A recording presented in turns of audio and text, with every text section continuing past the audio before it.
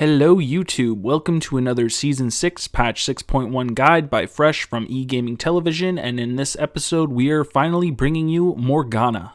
And this guide will be for mid-Morgana, however a lot of the things in this guide will apply to support Morgana as well. If you guys are looking for a new site with tons of different guides, please go to www.egamingtv.com as we are uploading all of our guides to that site. And if you wish to get in contact with us, you can go to Twitter as well, at egaming_TV. With that out of the way, let's talk about what exactly Morgana is in the game of League of Legends. So she is generally a very safe mid laner, she is very hard to gank, and she is not really countered by a whole lot of champions. She can have a hard time against some of the AD mid champions, however, she can deal with most AP champions rather easily, and this makes her a pretty safe pick. She is not a champion, however, that has a lot of kill potential like most mid laners would. She, however, in return has a ton of teamfight potential. With her ultimate positioned correctly, she can stun an entire team, which makes her very amazing in this game. She used to be banned all of the time, however, she is not anymore because there is more OP champions. In this guide, we're going to talk about her pros and cons, her masteries, runes, summoners, abilities, her ability leveling order, her item build, and some closing information as well. Let's hop right into her pros and cons, starting with the first pro, which is she is a very safe mid lane pick. And this is probably the biggest pro that she does have. She's one of those champions you can pick very early on in the draft. It can be a support as well, so they don't even know you're a mid, first of all. Secondly, no matter what AP champion they pick, pretty much, there is a few exceptions, she can at least hold her own in the lane. Her spells have relatively large range as well, so even if she is struggling, she can at least get some of the farm anyways. If one of the strong AD champions against her is picked, the enemy team may end up having a lot of AD champions, in which case your team builds armor and then you win the game. Now of course, they could pick an AD mid and then get either an AP top or jungle, but this may not be the case. Her next pro, which is actually a really big one as well, is that her Q is the longest duration snare in the entire game. At max rank, her Q lasts an astonishing 3 seconds. As most of you can imagine, if this catches a squishy target, I'm sorry to tell you this, but you're probably not going to live through that snare duration. Now Morgana best fits in a team fighting comp, however just because of this skill, she can fit into a comp that's also looking for picks. Morgana's third pro is that she's very hard to gank. When she's using her black shield, she is immune to all spells. That of course means if you see a jungler approaching you, you simply walk away, put on your shield, and he can't stun you or use whatever other skills he has on you. This makes Morgana a very good champion for people that are learning the mid lane. If you're struggling because you end up pushing the lane sometimes and just end up getting ganked by the jungler, Morgana would be a good pick for you as you're able to escape in most situations. Morgana's fourth pro is that she's a very strong farmer as well. In this guide, we end up taking 3 points in our Tormented Soil because at level 3, it will fully clear ranged minion waves. That of course means you can simply just drop the soil under the ranged creeps, let it kill them, and focus on last hitting the front minions. If you're somebody who also struggles by last hitting, then Morgana is a great pick for you as well. Her next pro, as I've already stated actually a few times, is that she's a great team fighter. The main reason of course is her ultimate. Now of course we're going to look at her ultimate in depth later on in the guide, but in short, it can end up stunning an entire team, and obviously if you can stun an entire team for a while, then you're going to have a good chance winning the team fight. Morgana's last pro is that she's got fairly easy mechanics as well. In a team fight, your main job is basically to black shield a squishy target that needs it, put off your ultimate, zonias so you can't die while your ultimate's off, and then basically look for tormented soil kills and whatnot. She's not a really skill-based mid laner like say a Fizz who's trying to jump over all sorts of different shit and get to the backline so they can destroy the AD carry. As long as she's able to find a snare and get off a decent ultimate, her job's done. Now even though she has tons of pros, she's also got a bunch of cons, the first one being her unreliable CC.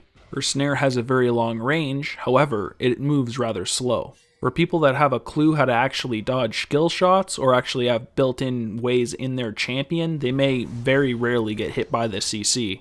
But honestly, if this was a targeted skill, Morgana would be 100% ban rate. She's kind of like a Blitz in that sense for kills. She's not going to land it all the time, but when she does, she has a very high chance of getting the kill.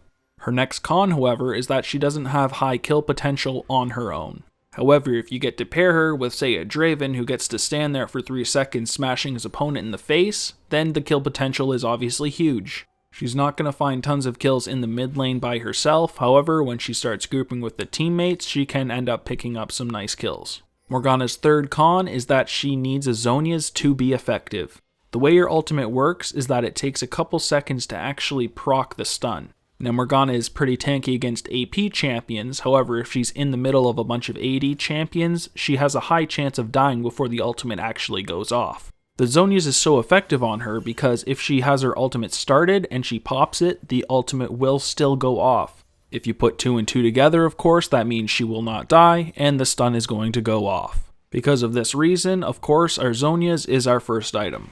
The nice thing about this is that if you are against an AD champion who does rather good against you, at least you are getting some armor early on to help deal with him. This brings us into our fourth con, which is that she is weak against some of the AD mids out there. You may struggle in the lane early on, however, just try to get the farm you need, get your Zhonya's, and start team fighting. Once you have it, look at opportunities at Dragons and Baron to get off effective team fights. Morgana's last con is that she's got very low mobility as well. She has absolutely nothing in her kit which increases her speed, and she doesn't have very high base movement speed either. This is one of her biggest cons because if lanes do need a lot of help, she's not one of those mid laners like Kassadin that can quickly roam down and get some kills for their lane. Now, that was a lot more pros and cons than we usually have, but now that we're done, we're going to move right into her masteries, which are 12 ferocity and 18 cunning. And these are unchanged since 5.24, as none of the buffs that were given in the ferocity tree actually helps her. So we start in ferocity by grabbing sorcery, so we get 2% increased ability damage, so our spells do a little bit more damage. We follow that up with feast, so killing a unit restores 20 health, which is on a 25-second cooldown, and this is just a little bit of nice sustain added into the lane. We then get vampirism for 2% lifesteal and spell vamp, and her passive actually got a lot of spell vamp in it, however there is not a better option, so we just take a bit more spell vamp on top of it. And finally, we get Oppressor, so we deal 2.5% increased damage to targets with impaired movement. And this is especially nice on Morgana because obviously we have a snare from our Q, but we can also stun lots of people from our ultimate as well. After they receive the stun, they are going to start taking 2.5% increased damage from us when we get out of the Zhonya's and they're still stunned. We then move into the cunning section, getting Wanderer, so we get 3% movement speed when out of combat. And this is good on Morgana because we do not roam very fast, so any extra movement speed we can get is awesome. We follow this up with Secret Stash, so our potions and elixirs last 10% longer, and our health potions become biscuits that restore 20 health and 10 mana on use. This mastery pretty much just gives us a bit more sustain in the lane as well. We then get Merciless, so we deal 5% increased damage to champions that are below 40% health, and obviously this is just a nice little damage increase when people are low on health to finish them off. We then move into Dangerous Game, so champion kills and assists restore 5% of your missing health and mana. I feel like a lot of people think this isn't that amazing, however, if you are in a situation 1v1 where you kill an enemy champion and you have Ignite on you, this can actually put you over the Ignite kill threshold and you may end up living. This is what actually makes this mastery one of the best ones in my opinion. We then move into Precision, so we gain 3 plus 0.3 per level Magic Pen and Armor Pen. This did receive a nerf in 6.1, however it was just to the Armor Pen portion, so that doesn't matter to us at all. Finally, we get Thunderlord's Decree, so our third attack or spell on an enemy champion calls down a lightning strike, dealing magic damage in the area based on our AD and AP ratio. This is actually a very nice mastery to have because if they're sitting in our Tormented Soil, if they take 3 procs of that, it will proc Thunderlord's Decree as well, which makes it do a lot of nice damage. Now we look at our runes, which are 9 greater marks of magic penetration, 9 greater glyphs of magic resist, 9 greater seals of scaling health, and 3 greater quintessences of ability power. There are 2 alternatives I would do for this. If you feel like you're safe enough against a certain AP champion, you could run 9 greater glyphs of scaling ability power if you were looking to do a bit more damage. The other alternative I would have is if you are against an AD champion, change the scaling health into armor. The rune combination listed is the best runes you can grab when you are against a traditional AP mid. For her masteries, we take the traditional mid, flash, and ignite. Flash is used for chasing, escaping, and repositioning. It's also especially good on Morgana because it can be helpful for getting into a great position to hit multiple enemies with your ultimate. We take Ignite because it can help secure kills that would have otherwise walked away with slivers of health. Since it's simply extra damage, it will enhance your dueling and kill potential. It's also a counter to champions who abuse healing. Some alternatives to this, if you were against something like a Talon or a Zed in the mid lane who is very strong against you, would be Barrier or Exhaust. I would say Barrier would be stronger against Talon unless you are using pink wards when he is stealthed so you can exhaust him. Since you're going to be able to see Zed when he does jump on you with his ultimate, Exhaust would be the better option to deal with him. Unless you're against either one of those champions, I would suggest sticking with Ignite. Now we're going to look at each of Morgana's abilities, starting with their passive, which is called Soul Siphon, and very simply, it is 10, 15, or 20% spell vamp. This is a really nice passive because we're farming by using our Tormented Soil on the range creeps, so pretty much every time there is a creep wave, we're just getting a portion of our health back. And there's not a lot of one-liner passives, so I don't really know what else to say about this passive. It's just a great thing to have. Leeching health is fun. We leave that passive behind and move into our Q, which is called Dark Binding. Morgana releases a sphere of dark magic that travels in a line, dealing magic damage to the first enemy hit and temporarily rooting them. The magic damage is between 80 and 300, plus 90% AP, and the root duration starts at 2 seconds and at max rank is 3 seconds. The range is 1175, the speed is 1200, and the cost goes from 50 to 70 mana, and the cooldown is always 11 seconds. So as you can see, the base damage is actually really nice, and it has a very good ratio as well. However, it's not going to hit very often, likely, so that's why it is so high. Now the range is decent and the speed is okay, however it doesn't have the widest hit particle, so it's harder to land than you may think until you are in the game trying to actually hit people. Obviously the more you play her and the better you're able to predict where a champion will move, the easier it is to hit. As I said in the pros and cons section, it is the longest route in the game, so if it lands, it has very high chance of getting a kill for your team. Now we move into Morgana's main farming tool, which is her W and is called Tormented Soil. Morgana infects the target area for 5 seconds, causing enemies who stand on the location to take magic damage every half second, increased by 1% for every 2% of the target's missing health. Now it's a little weird to describe how much damage it does do because it depends on how long you're standing in it and what your health is, but I will try my best. So the minimum damage per half second is between 8 and 40 plus 11% AP, and obviously this is if you are at max health, and the minimum total damage is between 80 and 400 plus 110% AP. Now of course you're only taking the total damage if you actually stand in it for all 5 seconds. The maximum damage per half second is between 12 and 60 plus 16.5% AP, and the maximum total damage is between 120 and 600 plus 165% AP. And of course you're only taking the maximum damage if you are at very little HP. The range at which you can cast the ability is 900 and it has a 175 radius. The cost is between 70 and 130 mana, and the cooldown is always 10 seconds. Now as I said before, we're getting 3 points into this as fast as we can, and then it is no longer our highest priority. Our highest priority then becomes our Q, so we get high duration snares. Now we look at Morgana's E, which is called Black Shield, and this is her main survivability tool. Morgana shields the target friendly champion or herself for up to 5 seconds, absorbing magic damage and rendering her target immune to all crowd control while the shield holds. The shield strength is between 70 and 350 plus 70% AP. The range of the ability is 750, the cost is always 55 mana, and the cooldown starts at 23 seconds and at max rank ends at 15 seconds. Now although this is a really nice skill, we max it last because our Q and W are much better. We get 1 single point in this early on, so we can pop it on ourselves when we are getting ganked to make sure we're immune to all the crowd control that can happen and make us die. In teamfights, look for friendly champions that look like they're about to get CC'd and use this on them so they can survive a lot easier. So now we land at her ultimate, which is called Soul Shackles.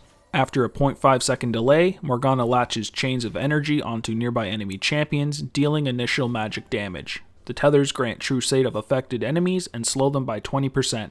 And the magic damage for this is between 150 and 300 plus 70% AP. Targets who did not leave the tether range after 3 seconds are stunned for 1.5 seconds and dealt the same magic damage again.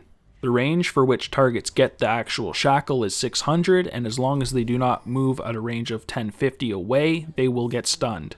The cost is 100 mana, and the cooldown goes from 120 to 100 at max rank. And this ability here is what makes Morgana such a good team fighter. Generally in a team fight, you'll go in, pop this, and then use your Zonias, because after 3 seconds, the people will get stunned as long as they don't move out of the range. The good thing about this is you either get stunned or you get zoned. Either of these is actually very good in a team fight. Either you're going to end up contributing some nice CC into the team fight, or you're going to help protect your AD carry by zoning people away. The nice thing about it as well, if you are against something like a Rengar who's trying to dive onto your AD carry, you will have true sight of them, so obviously that's not very likely to happen anymore. With every ability covered, we're going to look at our ability leveling order, which starts with Shoal Shackles, which is your R, and it is taken whenever you can, meaning 6, 11, and 16. We follow it up with Dark Binding, which is your Q. You take it at level 2, and it is main leveling priority. So you take it at 2, 7, 8, 9, and 10. Now this is a bit different than traditional. Usually you're maxing 1 skill first on every champion, but we need 3 into our Tormented Soil. So our Tormented Soil is second in priority, however we take it at 1, and we take it at 3, 5, 12, and 13 as well. We only need 3 so we can clear the range creeps, so that's all we need. And then we move on to the Q so we can provide some nice CC for our team. Last is Black Shield, which is your E. You take it at level 4, and it is last in priority. So you take it at 4, 14, 15, 17, and 18. We now arrive at our item build, which starts with a Doran's Ring and a health potion. We rush Azonia's because it is incredible with our ultimate. As previously stated, we can turn on our ultimate, activate Zonia's so we don't die, so it procs for the stun. We then move into our Sork Boots so we get a bit of movement speed so we can roam a bit better, and we get some nice magic pen as well. We follow this up with Athene's so we get 20% cooldown reduction with good mana regen as well, and it also provides some nice AP and magic resist as well. We then move into our Royales so we get some slows on our Tormented Soil, and it has some nice AP plus some health, which makes us tankier as well. We follow it up with a Rabadon so we get some mass AP for some high damage output. Finally, we get a Liandry's Torment because it adds a burn to all of our spells. Sitting in W will now hurt even more, and it's great for zoning. On top of that, it adds a nice little bit of magic pen as well, so we can do some more damage to people with magic resist. If people actually have a lot of magic resist on the opposing team, we can get a Void Staff as an alternative to deal with that. One alternative over an Athene's would be a Morello's. If we don't need the magic resist and we want the reduced healing that it provides, then this would be a better item.